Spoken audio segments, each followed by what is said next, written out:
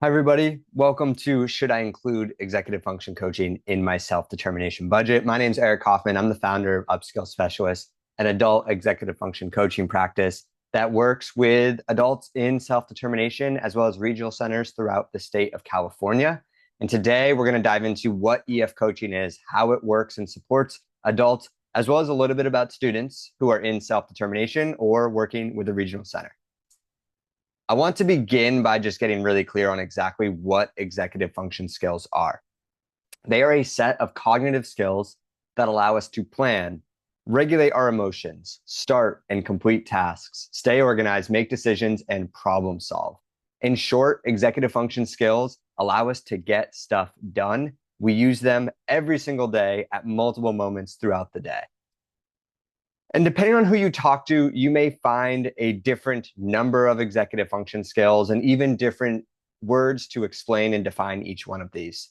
I like to use Dr. Peg Dawson and Richard Guer's methodology, which looks at executive functions in 12 different skills, which you can see on the screen.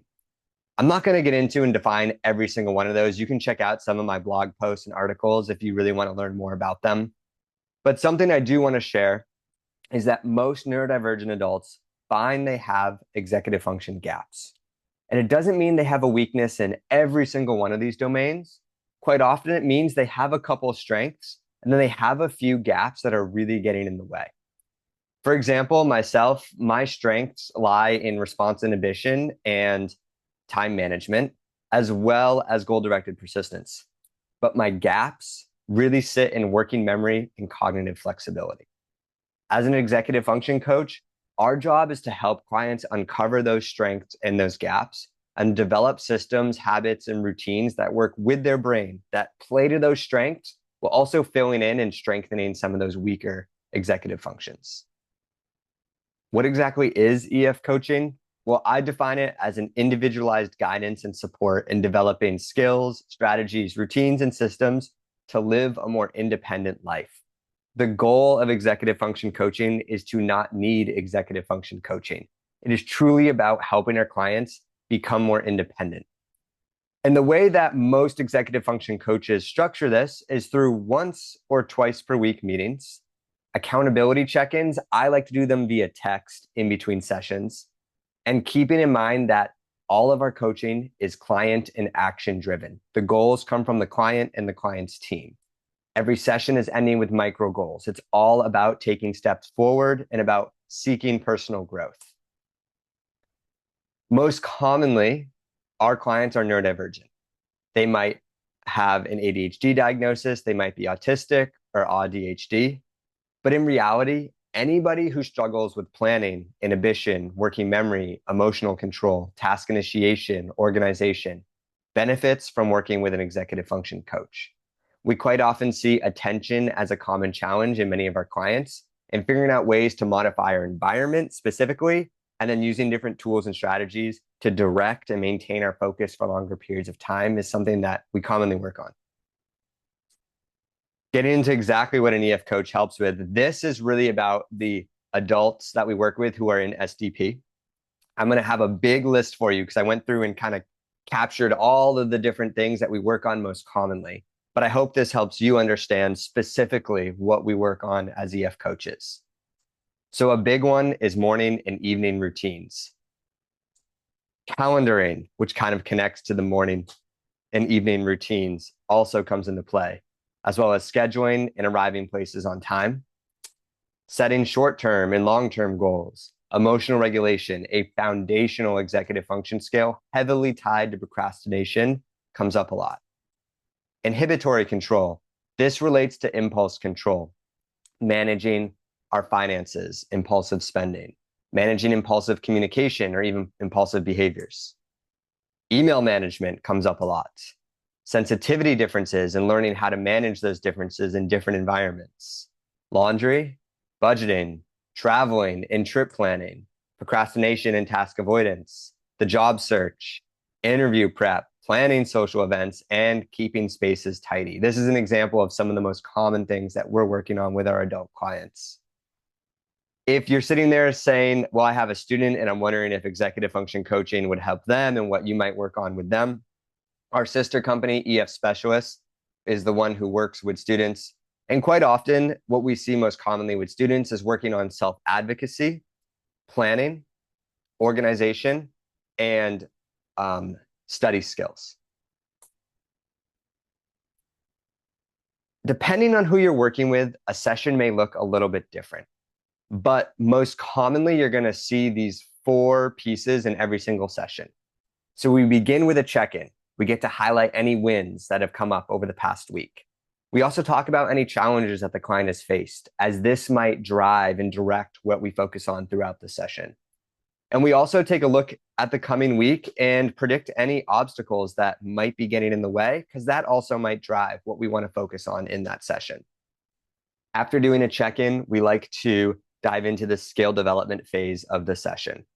It's client-led, it's really focused on routine and system development, and it might be tied to a challenge that came up in the past week or one of those upcoming obstacles. And if that's not the case, it's always going to be tied to the big goal, which I'm going to talk about soon, but the big goal that we're working on with every client. Sessions will end with 2 more steps. The first being a micro goal. So this is at least one small, simple step that the client is willing to commit to and take action on before the next time we meet, as well as establishing an accountability agreement. So on my end, I talk to the client about what type of text message will be most helpful, what the wording should be, the day and time that it would be most helpful to arrive. And on the client's end, they get to share how they plan to respond. So we make an agreement about this accountability piece so that it doesn't create shame, it doesn't create guilt, and it actually helps them specifically with that micro goal that they've set for themselves. So what are the benefits? Well, the biggest benefit that we see is greater independence and confidence. This is the key to executive function coaching. It's what we're really focused on, and it's what our clients are reporting most often. They also often report much less anxiety and overwhelm.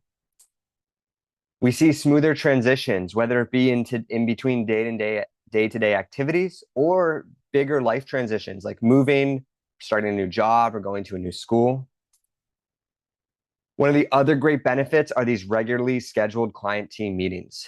The way that I operate, because I'm focused on 3-month cycles with clients, is I try to meet with a client's team up to 3 times, maybe twice in that 3-month period. And it's a chance for everybody on the team to meet, including the client, to talk about growth, talk about challenges, and to collaborate on ways that everybody on the team can support each other. And lastly, it's client-focused and driven. It's all about autonomy. It's all about independence. And it's really about helping them reach whatever goals they have in their own lives. The process may look a little bit different depending on the EF coaching practice you're working with, but most commonly you are going to see these 6 steps. So it'll begin with a strategy session or an intake call, chance to meet the coach, for the coach to meet the client's parents, team, independent facilitator, whoever may be involved, answer questions, and for the coach to talk about their methodology and the way that they go about things. We then move into some informal assessment. So personally, I use the executive skills questionnaire. Other coaches may use different tools, but we want to gather some information about those strengths and those gaps so we can have a sense of who our client is, what they're really good at, and what's difficult for them. And every coach should also be reviewing the most recent neuropsych evaluation, assuming that one has been done, as well as having conversations with, most importantly, the client, but also the client's team. And if the client is in self-determination, taking a look at that person-centered plan to ensure that the work we're doing is also aligned with those goals. Once we start working with the client, it begins with a goal-setting session. So this, on my end, I set 90-day goals because I work in those 3-month cycles. We get really clear on the one big thing that we want to get better at over the next 90 days. What are we going to aim for to achieve? This is key because it allows us to continually informally assess as to whether or not the coaching is supporting the client in reaching that goal. Is the client making progress or not? And it also allows us to have a direction and something we're always falling back to in every session. We want to make sure sessions are tied to that big goal. The other piece we're going to see in the process is executive function skill development. These are the habits, the routines, and the systems that actually work with the client's brain that they're developing and learning how to implement independently. As I mentioned before, part of the process is client team meetings. And then lastly, we get to graduation. The goal of EF coaching is to not need an executive function coach. And we're always working towards number 6, graduation. I want to share a few examples of clients that we've worked with in the past, so you have an idea of kind of the before and after and the growth and change that they experienced. So I'm going to begin with Tim, 28-year-old man with ADHD, dysgraphia, and who's autistic. When we met Tim, he was struggling to wake up on time and felt super rushed in the mornings.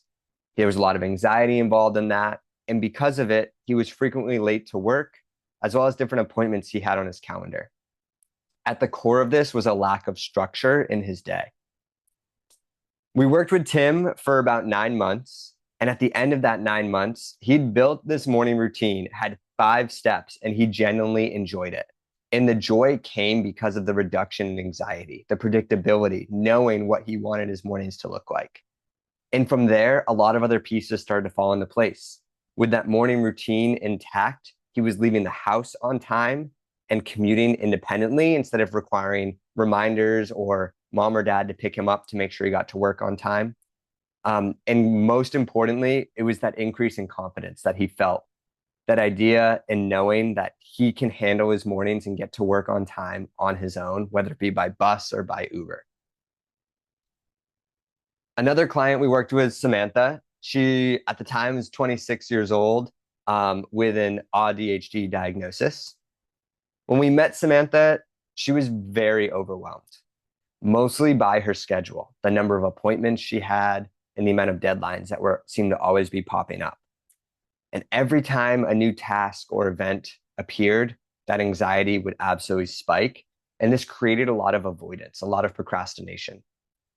And in turn, because of that, she was relying heavily on others to plan and schedule and help her initiate throughout the day. We worked with Samantha for a year. And at the end of that year, she had established a clear and consistent calendaring system. She developed this routine where she would update her calendar at night. And having that predictability and that visual and really knowing what the next day would look like immediately reduced her anxiety. She began to schedule appointments and events independently. And most importantly, she learned how to structure her day based on her energy levels instead of based on when she thought she would just have free time. This was, I think, the key behind the reduction in anxiety. She was scheduling downtime on her calendar, like time when she would be alone in her room so she could recover. And she was also scheduling time for those appointments on a day that actually worked for her, one where she felt comfortable and she felt safe, one where that would actually fit the schedule and the life that she wanted to live. And the third client I wanted to share was Ethan, a 42-year-old man with an intellectual disability and OCD. We met Ethan, and his biggest challenge was personal hygiene, struggling with showering consistently and brushing his teeth. He also was struggling with weight management and exercise habits. And he was depending on a lot of support to read, organize, and respond to emails, which was a key piece in his job. We worked with Ethan for a year. And at the end of that year, the biggest change that we saw was in personal hygiene. He was brushing his teeth, showering, getting ready for work on his own consistently every single day. It was amazing. He also was consistently losing weight, a few pounds per month, following the guidance of his nutritionist and getting to the gym more often and even scheduling time on his calendar to go out for walks 3 times a week. And when it came to email management, we created this system, this like 5-step checklist that he could use every time he opened his email. There's a big reduction in anxiety looking at that inbox because he knew exactly what steps he could follow to organize it, to highlight the most important emails to respond to, and then even having some frameworks and templates in place that he could kind of use and recycle for those emails that he would send very often. I took a look at a lot of the questions that all of you filled out in the interest form for this webinar, and then I also collected some common questions that I hear from independent facilitators, parents, and clients when they are interested in executive function coaching. And so my hope is that I'm able to answer all those very clearly for you. The first one I kind of talked about before, it's how does EF coaching differ from adults to students? When we're working with students through our sister practice, EF Specialists, we are really focused on school. It's really about self-advocacy, about planning, about managing missing work. about study skills, about strategies to task initiate, to be organized. And in the adult world, while we do occasionally have adult clients who might be taking some classes or doing a part-time degree, we're really focused on independent living skills. The next question is, how do I know if EF coaching is working? And the best way to know is to consider whether or not somebody is making progress towards that big goal. I work in 90-day cycles, those 3-month cycles. We set 3-month goals, and we're able to use it week by week to assess progress. We can also speak with the client and assess whether or not they're feeling more independent. Are they feeling more confident? Do they feel like they're developing routines and systems that they can implement on their own? How long should you expect to work with an EF coach? This is a tough question to answer. It really is different depending on everyone. At a minimum, I'm typically working with somebody for 3 months. And on the long end, it's been up to 2 years. How much does this cost? Again, it varies depending on the executive function coach you're working with. Most commonly, you'll find per session rates in between $170 and $200. For anybody in self-determination, a big question is, what service code can I use? Almost 100% of our clients in SDP use the service code 331. And if you're working with a different executive function coach, definitely talk to them and figure out with your independent facilitator which service code will be most appropriate. And lastly, do you have any resources that you recommend? The short answer is yes. You will see below this video a link to 3 different books. I'm not associated with them. I'm not an affiliate. I just legitimately find them very valuable. One of them is specifically for adults. It is the Smart But Scattered Guide to Success. It is a little bit more of a clinical approach, so it might be really helpful for parents, for other executive function coaches, for therapists, for independent facilitators. The next book is How to Keep the House While Drowning. And again, this is more tailored to adults, but also will pertain to parents. And then lastly is a book that I find really helpful for parents or anybody working with students. It's called Late, Lost, and Unprepared. Again, you'll find the links to all 3 of those resources below this video. Now is the time to turn it over and find out what questions you have. So for everybody attending the webinar, I'll give you a moment to ask and I'll be able to respond. And if you're watching the recording, feel free to reply to this email, send me an email with any questions you have, or if you're watching this on YouTube, you can drop a comment and I will get back to you. To wrap all of this up, I created a no-cost resource for everybody watching this video. It is my top questions to ask an executive function coach if you're considering to work with them.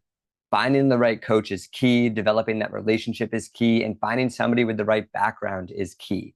So you can use the link below this video to access this free download. It's pretty simple. It's a handful of questions, and you can pick and choose the ones you feel are most helpful. And definitely have it next to you when you do that strategy session or that intake call. So that way you, your clients, your kids can make the decision that's going to be most helpful for them. To wrap all this up, a few more helpful resources. If you are an adult interested in EF coaching, if you are an independent facilitator with adult clients, or a parent with an adult in self-determination, you can visit our website, upskillspecialist.com/SDP, to learn more about how we work with adults in SDP. We also have created a directory of independent facilitators who we know and we trust. So anybody who is interested in finding an independent facilitator, you might find that helpful. And I write a weekly newsletter where I share one actionable executive function tip every single week. It comes out on Sundays. It's called the Weekly Upskill. If that's something you're interested in, you can subscribe using that link as well. Lastly, for anybody with a student who's interested in student coaching, you can visit the bottom link, efspecialist.com/SDP-coaching, to learn more about student coaching for anybody in SDP. I will also link up all of these resources below the video. And thank you so much for watching. I hope this was helpful. It was informative. If you have questions, shoot me an email, drop a comment. I am here to help. Have a good rest of your day.